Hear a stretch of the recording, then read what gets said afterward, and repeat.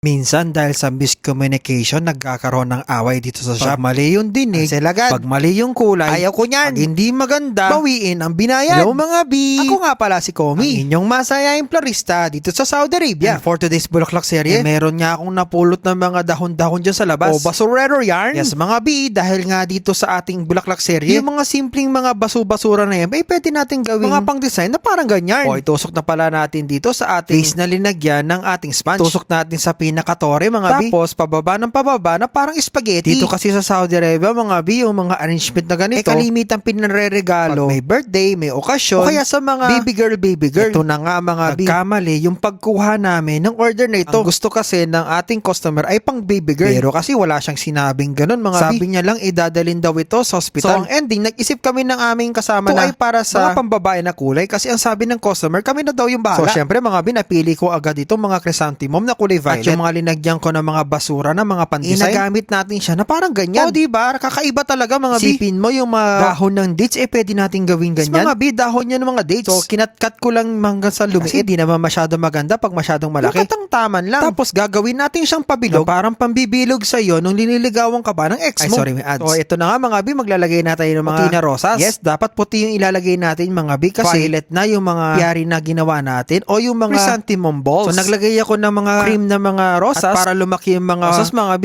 ginamitan ko siya ng mga daliri. Tapos tinupi-tupi ko yung mga ating petals para magkaroon ng ganyan na design. Dahil nga violet ang gusto ko sa design nito, naglagay ako ng mga gypsipilya na panakip butas. Pero wait, there's more. Gypsipilya, pininturahan ko muna ng kulay violet. Tapos lalagyan natin siya ng isang stargazer sa gitna. Tapos sisiksikan pa natin ng mga gypsipilya na panakip butas ka. Ay sorry, may ads. Ito palang gypsipilya mga B. So habang minimekos-mekos ko to mga B, paki-comment down below naman kung saan na nakarating itong ating video. Para malaman ko naman kung saan na nakakarating. Ito na nga mga B, nagyan ko na rin sa mga pagitan ng mga kulay puti na rosas mga kasi B. Alam nyo ba yung problema dito? Wala kaming masindyana. Yan ang problema ako dito sa lalagyan natin sa gilid. Pero buti na lang mga B, merong na ready ako dito. Ang ginawa ko, tinanggal ko muna itong mga solidago. Tapos yung mga masindyana, pinagkakakabit ko sa likod. Tapos lagyan na rin natin ng pan-design. At nagras, tapos ipa-arco natin na pa ganyan. Masaklap mga B, nung nakita ng ating customer, nagalit siya. Kasi pala pang baby girl. At hindi mo sinabi ma'am. Yes mga B, kasi itong violet, pang matanda to. Gusto niya kulay violet. Yun na nga, pero sabi naman ng customer, pwede na daw yan. Talagang pwede na ma'am, ayoko nang ulitin to. Pero kahit hindi nagustuhan ni customer yung kulay na linagay ko, buti na lang nagawa natin siya ng art angel. Dahil kung hindi mga B, cancel to. Ay. Inuwa ng ating customer itong arrangement na ito at ayun, tuwa siya na ireregalo niya daw ito. Buti na lang. Diba mga binagandaan po ba kayo? Siyempre comment down below. Siyempre huwag nyo rin pong kakalimutan na i-share itong ating videos. The more sharing is the more blessings sa katapusan. Please like, comment, and subscribe. Siyempre mag-follow na rin para sa mas marami pang mga bulaklak serye. Nahatid sa inyo ng one and only sayaing florista dito sa Saudi Arabia. Siyempre mga B, walang iba kundi si Komi. So paano ba yan? Kita kits!